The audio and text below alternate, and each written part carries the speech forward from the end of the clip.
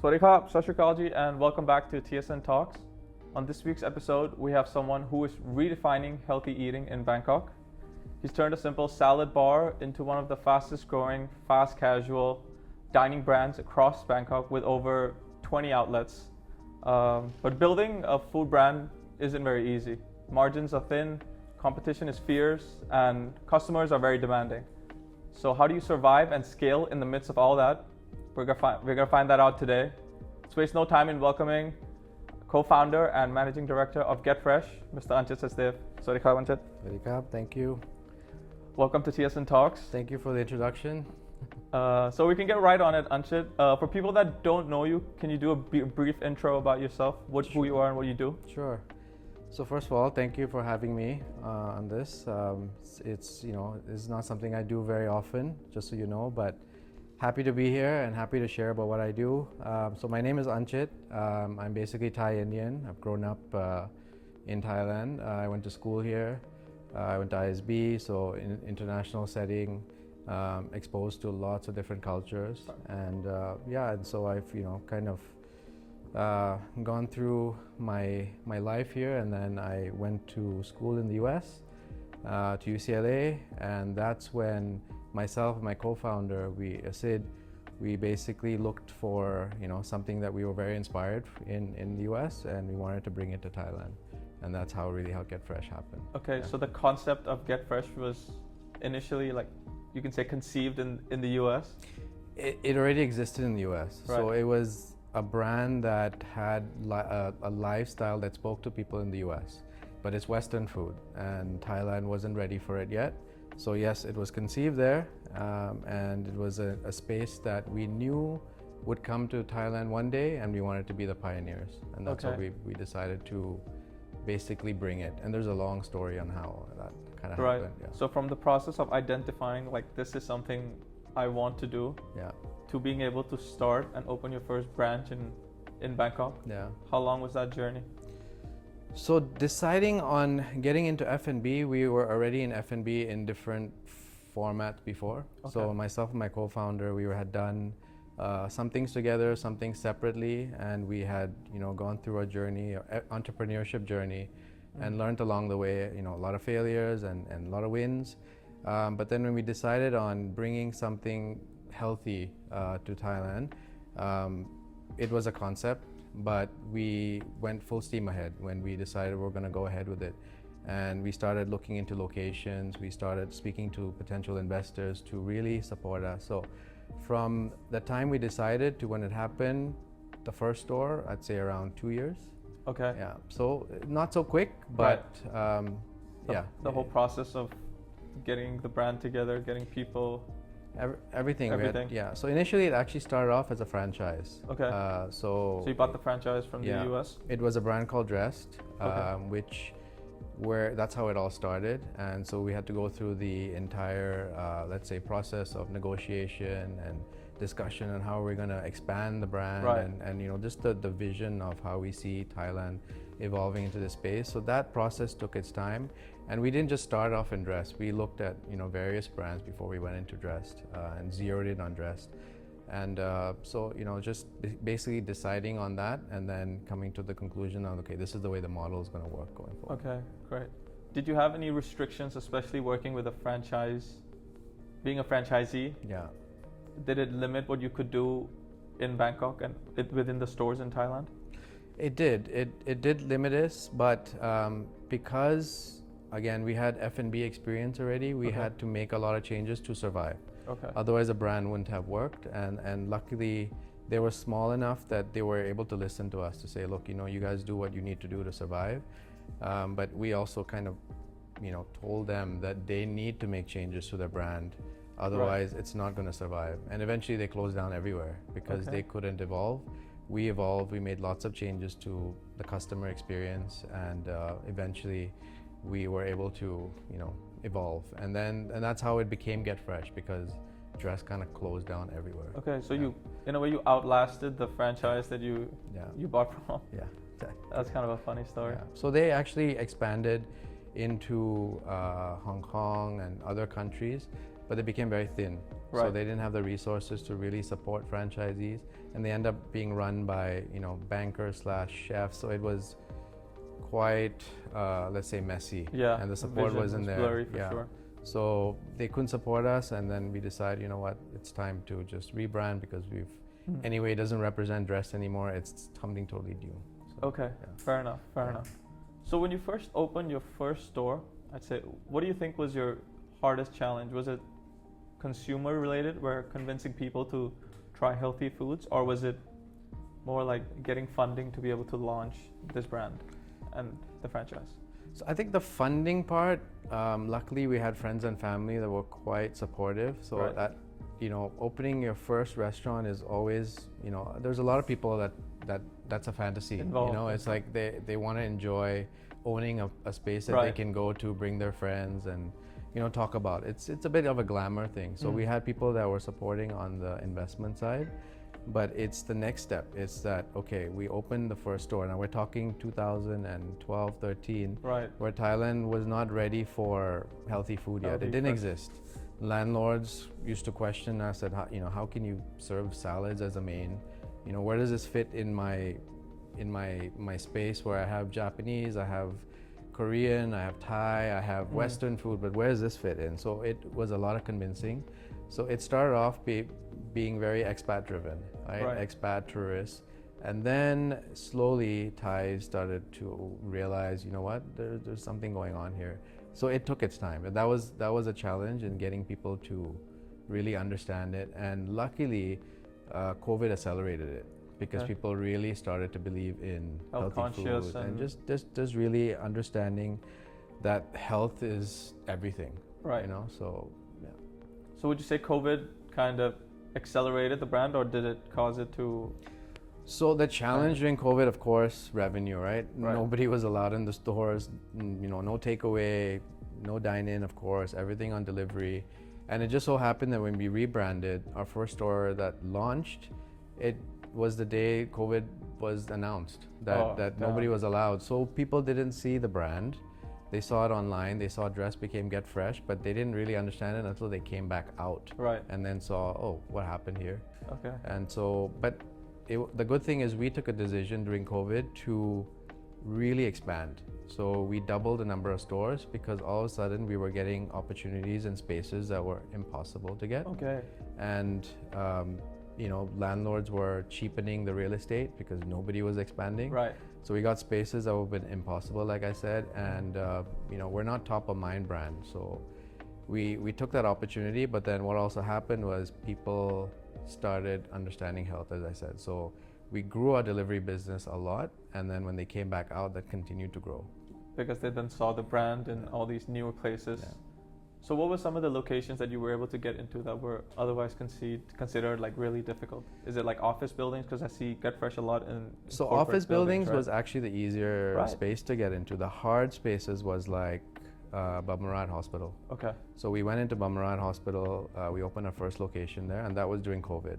And you would think that it makes sense that a hospital would have a brand like GetFresh, healthy, but actually when you go to a lot of hospitals, you will see a McDonald's, you will see Auntie Anne's, you'll see a Mr. Donut, and it kind of doesn't make sense. Yep. But Bumrungrad had the vision that, we really like what you guys are doing, what we're doing, so let's bring this in here. And so we had great support. We wouldn't have been able to get in otherwise, because tourism was dead. Medical tourism was not really, except COVID. People were still not going to the stores, even though people were going to hospitals for COVID. But it was an opportunity that we got. And besides that, places like J Avenue, various other places that would have been impossible. Right. Yeah. So I initially mentioned you have, I think about 20 outlets. Is that accurate? Yep. So we have 20 outlets in different formats. So we have mostly in big cafes, but then we also have a small format. So 20 to 40 square meter kind of size for more takeaway, grab and go. And we also have a delivery only hub. Right. And we're opening in Pattaya next month. Nice. So that's our first store outside of Bangkok. Okay. So a challenge, but we're ready. And then we're opening in Paragon in November. And then December we're going to open in Bangkok Hospital in Hua Hin. Okay. So again, Lovely. step outside of Bangkok. Yeah. Okay. Are you seeing more opportunities elsewhere now? I mean, outside of Bangkok? We've always had the opportunities. We were just not ready Okay. to expand out operationally, not ready. Okay. But now we are. I think another part that happened to us organically is we started to do a lot of catering. Catering for schools, for health and wellness, for corporates. It just evolved after COVID that, how can we expand our revenue stream? And this happened and it started to grow. And because we went into the school community, doing lots of events for sporting events, drama, robotics, doing all the catering for that type of stuff, it led us to get into canteen management. Lovely. And so the reason I'm telling you about canteen management is because this year we just opened in Hua Hin International School, and that's why we decided to go open another store in Hua Hin. But we already taken the plunge to go outside of Bangkok this year. Okay. Yeah. Sounds good. So canteen management, does that just mean being charged of providing food for all the kids in the school? Yeah. So last year we took over St. Andrews International School. So both Ekamai and Preedy. And 71. 71. We went, basically they invited us to bid against the other providers. Right. Because they had the vision that GetFresh is a brand that comes from the retail side. So we're great with flavor, taste. We look at it from a customer's perspective. We are nutritious, we're healthy, and we do not look at it from a factory type of a outlook, which is typically how it's done. It's canteen management where your costs are low, just make sure you serve food and it's, you're done for the day. Flavor, all that is not a big part of it. Yeah, I can second that for sure. Yeah, I think you went to especially in St. Andrews, I mean, I think I told you I wasn't a big fan of the food until you told me you were gonna be. Yeah. I mean, I hope if only you were there a few years earlier.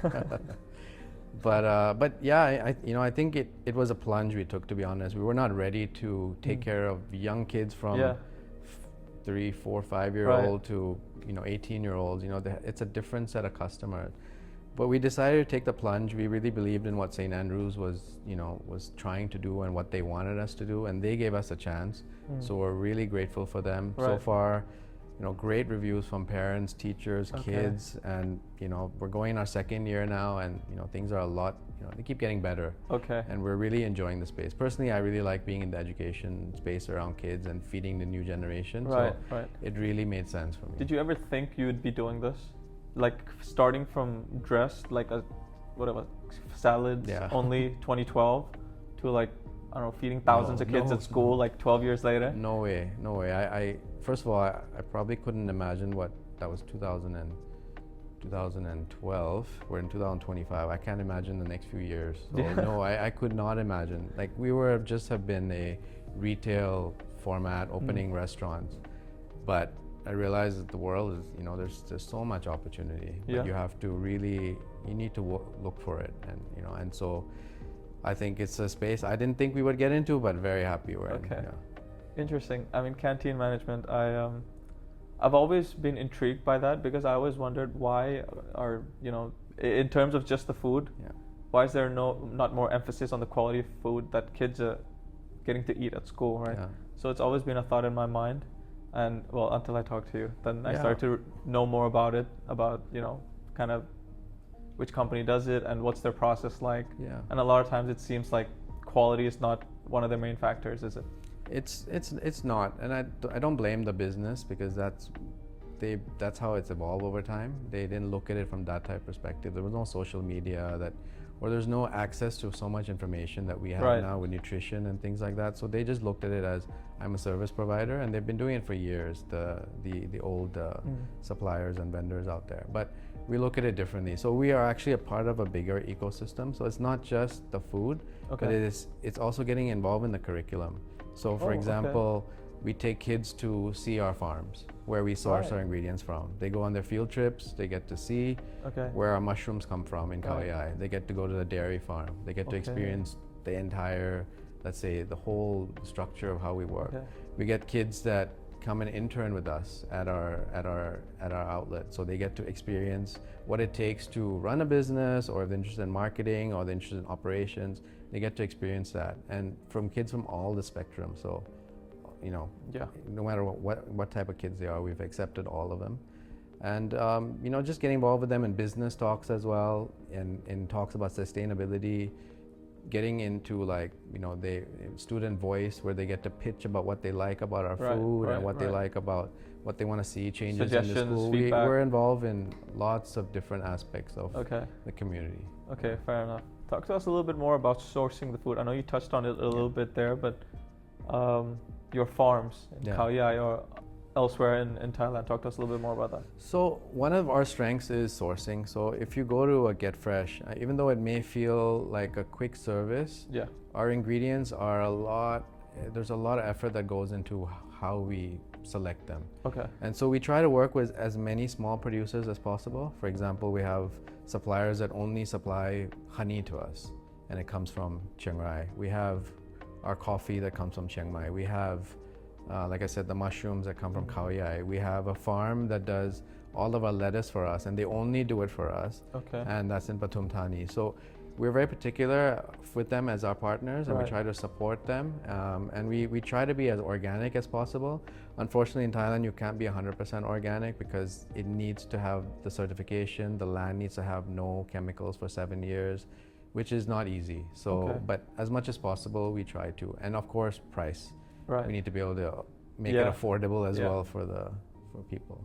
Fair enough. How long, I'm just trying to get an understanding of how long this would take to be able to find the suppliers and be able to start sourcing these foods from all over Thailand to pretty much come and get assembled in Bangkok and be sold, right? Did this journey take a lot of time? Yeah. Finding partners and stuff? Yeah, especially 10 years ago when you're building a business, you don't have a team. You're basically doing everything. Entrepreneurs do everything, right? So essentially, we started off having to go to a supermarket and looking in the back of to see who was the supplier of produce and things. The suppliers, getting the phone numbers, calling them, making the contract. So starting from that to where we are now. Of course, now I have a team that all they do is source, and so it's a lot easier. But it wasn't like that. Do you have a story about the first person or the first company or farm you called, trying to get lettuce or something? Wow, it's such a long time ago, but I can remember some lettuce suppliers that I had called personally. Even avocados, I remember making some calls there to see how we can make it work, because it's such a sensitive product, and how can we make it not be such a high cost to us. So I don't want to divulge the names of the suppliers, but there've been quite a few. Were you taken aback by, I guess, perhaps some of the earlier maybe rejections or people that weren't really understanding what you were about to do as a company? Was I taken aback? No, I think we knew that this was not an easy journey. You expected a lot of. We expected the struggle. I wouldn't say we didn't face rejections as such, because again, growing up in Thailand, I think having a bit of connection with Thais makes it easier.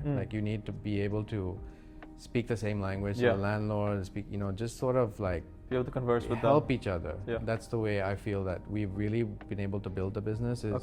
I have your back, you have my back. I have my back. You gotta keep doing that. Okay, interesting. Do you have any specific let's say, I don't want to say KPIs, but let's say bullets that you keep in mind when you're sourcing food, they must have this or they must not have this. Our food cannot, have pesticides or whatever. Like I said, number one is what we want is organic, but not always possible. Again, price points are just the volume that we require, that sometimes just not able to. So I think right now we're quite stable. So I'll just give you an example. Recently we've just cut a deal with Better Grow for SPO chicken, which is going to be used now across the board in schools and with GetFresh. So SPO is, as you know, probably the best chicken in the country. No antibiotics, raised very well, cage-free. It's the creme. But because of what we represent, Better Grow has basically seen us as a good partner.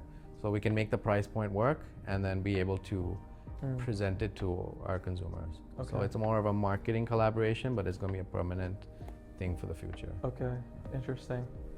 Do you have any stories about when you first started? I mean, that made you think, all right, I really believe in this vision that maybe you and Sid had when you first started. Is there any particular moment where you felt that way? There were a lot of challenges, I'd say, throughout, right? So when we opened again 2012, 2013, we were faced with the red shirt crisis. Right. We opened the store where the protest was happening. Oh. So a lot of our customers at that time were the protesters, unfortunately. And then Paragon was our second store that we opened, and again the protests happened. Yeah. Then fast forward a few years, you're building the brand, and the airport closure happens, and then it affects things in a different way. And then the coup happened. So lots of things along the way where it's not about, we have something here. It's more about how do we keep overcoming challenges. Okay. And as we overcome it, we become stronger, and we start building a stronger team to be able to overcome it and look at things differently. COVID for F&B was terrible, but we managed to get through. Yeah. And then coming out of it is the moment where everybody is talking about health, and people are looking to invest into health and wellness in a much bigger way. These are moments that really help us to, basically motivate us to keep going and keep building. And right. But at any point during COVID, especially when you see all these other brands closing and malls being empty and other F&B brands shutting, did it bring any doubt to your head? Like, is this going to affect us, kind of thing? I mean, first of all, I don't think anybody expected COVID to have that big of impact, right? Yeah, nobody understood whether it's going to be 1 month, 2 months, 3 months, 2 years. We've heard of SARS, we've heard of all these other things that happened, and they never really impacted it in to the that extent big, that it did. avian flu and all these things, bird flu. So when we heard of something like this, we thought, okay, we need to get through 1 month, 2 months, 3 months, and then you realize, no, this is taking longer than expected. How are we going to get through this? Yeah. So there were lots of doubts. Are we going to survive this? Yeah. Because, delivery costs a lot of money, and people have choice. They're home. Are they going to recognize a brand when they come out? Yeah. Is it really going to make that much impact, or is this it? So yeah, there were moments, and we pivoted a lot during that time. Opened delivery hubs all over the city to help, with the sales, and then, it was a tough period. Okay. But I think we stuck together, and we stuck through. As a founder and like an entrepreneur first, do you have any advice about navigating circumstances where you're not really sure what to do, or obviously prevailing in the unknown, right? Most of life is in the unknown. Yeah. Do you have any? I think, looking back, having really good people working for you that really believe in what you do and really sticking with you no matter what the situation is. Right. And we had some of those people that were really there all in to really support us. So I can say whatever I want, but if I don't have people backing me up, or I don't have people that really have my back, or are gonna do whatever it takes, because it's easy for people to just jump ship. This is not working, I'll just get another job, right? Yeah. The opportunities are everywhere. But what I would say is that really find people that have the right attitude, that are there for you, that will stick you through any crisis. So it's, okay, I guess the power of the people. The power of the people, as a leader, you also have to show, there's a bit of vulnerability that comes out, but you also need to make sure that you're strong enough to hold the team together. Right. So it's a bit of, you need your support system around, so people working for you, but outside as well. Right. You need to be able to have people that you can have chats with, like a mentor or basically consultants, just to balance things out, just to keep guiding, to show that you have other options, you have other strategies you can come up with to get through this, but you need a bouncing board, and you need people. The importance of a bouncing board. Very important. I have bouncing boards now as well. And I don't think it'll ever stop for me. And it's actually multiplying. Right. How many people I am like bounce I'm working ideas with, of yeah. get like a piece of advice or stuff like piece that. of advice, because you have to understand when you're building a business, you're going through the stages of growth, of development, right? So to get to the point where you feel it's a mature organization, you're in that ride, and when you're in that ride, you kind of empathize with the people you're working with, but the expectations could be another level, and you need to constantly talk to people to help you understand that the opportunities, the potential, the strategies can be so different than the way you're thinking, because you work in that bubble for a long time. You need people that look at it from the outside. And so we have people constantly from the outside coming in, looking at our business. Oh, I agree with that 100%. I think if you work on something for so long, you kind of have tunnel vision, right? And you keep thinking, and I mean, it happens naturally. It's not like a fault or anything, but even getting someone like from the outside, having to look at the same picture you've been looking at for 100 days, I think they can probably say something completely different than what you were thinking, right? Correct. Yeah. And especially today when things are changing so fast, people get bored so quickly. So quick, something is trending today is out of trend in a week, 2 weeks, 1 month. How do you keep evolving and making sure that you're top of mind? And so you need people that are trending, that give you the right advice, that are bringing you new ideas. Right. You can't figure it out on your own. No way. It's not in this retail space. Fair enough. Yeah. What would you say is GetFresh's mission? Like, what's the main, let's say, like mission statement guiding the team or guiding the organization? So in terms of our, let's say, vision, we want to continue to expand our presence. So we are right now in 20 outlets. We're looking to expedite that growth in Thailand, both in retail as well as schools. So we want to be able to do more in the school space. Okay. And in terms of, let's say, the longer term vision, which is another 2 years, is to take this Thai brand, the Thai built brand, and take it overseas. So to be able to present it to a neighboring country or the Middle East or wherever, which are things we're looking at. Okay.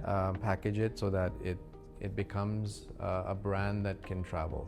Right. Yeah. So expansion, international expansion is in the books. International expansion is in the books, but not yet, because we have been on the other side as a franchisee, where we've seen that the franchisor has not supported us, and what happens. So we need to be ready. Right. So you've seen this from the get-go, from the beginning, how it was to work with the franchisees. Yeah. So you kind of see the pain points of how it is to run one. Yes. Being able to create one that allows other people to come and work with you. I mean, that's lovely. Yeah, you want to treat whoever's helping you to expand the brand as a partner, which means they need to feel that there's value from you. If they don't feel that, then something's going to go wrong. If they feel purely transactional, it's not going to work. In today's world, it's not going to work. Everything has to be, the experience to the customer has to be another level. It needs to feel impactful, and for that you need to be real. You need to be working with somebody on a very transparent way. We talked about quite a few things here, all the way from 2012, from growth to kind of international expansion. I'd just like to ask, during your this entire entrepreneurial journey, right? Is there one kind of decision where you thought, I don't know if this is, it was an unpopular decision, but you decided to do it either way, despite, I guess, outside noise and stuff like that? Is there anything like that happened with you? Yeah. There were actually a few moments that was actually very critical in our journey, almost to the point of, is this going to survive or not? One such that comes to my mind is when we had opened the Siam Paragon store, and we had done the store in such a way, the layout in such a way that we knew that this wasn't what's going to resonate with the customer. But we were forced to do it in that way by the mall. They got involved in the design, and we know the customer experience and the way the flow is, it's not going to be impactful. But because Siam Paragon is a powerful landlord, we're a new brand, we think they knew better, so we agreed. We said, you know what, let's just do it. Against your own intuition. Against our own intuition, and we said, let's just do it. And then when we did it, as we expected, the impact was not good. You know, we expected to do X amount of sale, we did half of it. And we had to then decide, because there was a lot of investment that went into that store, we had to decide, what do we do next? And one of the things that, you know, myself and my co-founder, what we discussed was, let's change the layout back to the way we wanted it to be. Okay. And we had to take that decision of, do we do it or do we not do it? So we went back to Paragon and we said, look, you know, give us a chance to make this change to the layout, because the sales are not where it is, but we really believe this is going to make a change, make a difference. They came back to say, look, we will give you this chance to change the layout, but if you do not achieve the sale, double the sales in 3 months, then we have every right to punt you, to get rid of you. And even though we're the ones that basically told us to create the layout and everything like that. So it was back to the drawing board for us to decide, do we go ahead and do this or not? Go back to the board. It was an investment of 2 million baht to get it done. And we knew if we don't do it, we won't survive. If we do it, we may still not survive because it may not be the right thing. Mm-hmm. We went ahead and did it anyway. And we saw in the first month itself, the sales tripled. Right. So not just double to what Paragon wanted, we tripled it. So it exceeded what their expectations. So it was as we expected, and from then on, it was just, that was very critical in our journey. Okay. Yeah. But that moment when you're thinking, damn, should we? It sounded like a lose-lose scenario, didn't it? Yeah. It was already a loss or take a chance and lose more. It's like you're playing roulette. Yeah. So you take that chance and it works, then long way ahead. You know? Okay. So I mean that I think that kind of epitomizes almost like the entrepreneurial journey, right? There's so many gambles. There are gambles in life, and you got to really trust your gut. And you're thinking, say, I'm Paragon. They know everything. They know retail. Yeah. You know, but least, you know, there are people that back them, and they want to get involved. They want to have their piece of advice and things. And you realize that, you know what, there's no right way, there's no wrong way. You really need to trust yourself. Like, you know your brand best, right? Yeah. Lovely. I think that's a lovely way to put it. Before we get off, just any closing remarks from you, Anchit, for our audience, a lot of them who are entrepreneurial or anyone who kind of wants to start their own journey. Do you have any advice for them? Well, you know, when we started 2012, it was a different era. Starting a business today I feel is a lot tougher because of trends, and what people's expectations is a lot tougher. So if you're going to get into this journey, it's not a short journey. Just expect it to be a long, and if you're looking to make money very quickly, then unless you really are lucky and you've created something that is really desirable, it's very unlikely to be the case. So be in it for the long run. You have to be really thick-skinned. You're going to have terrible days. You're going to have great days, but you're going to have a team behind you that are dependent on you. So if you are not able to make payroll, just understand the impact. Are you ready for that? Right. Make that decision before you go in. And when you're in and when you're successful, you know, it's happy days. Yeah. Okay, good way to put it. But before that, better have some thick skin. Right? Yeah. Okay, good way to put it. I think that's about it for today's episode. It was really good to speak with you today. Thank you. Thanks for sharing your experience, starting GetFresh with us. Lovely brand. If you haven't tried it, all of you, feel free to check it out. I've eaten it multiple times. Thank you. Thanks for coming to TSN Talks today, Anchit, and we look forward to seeing you again soon. Thank you for having me.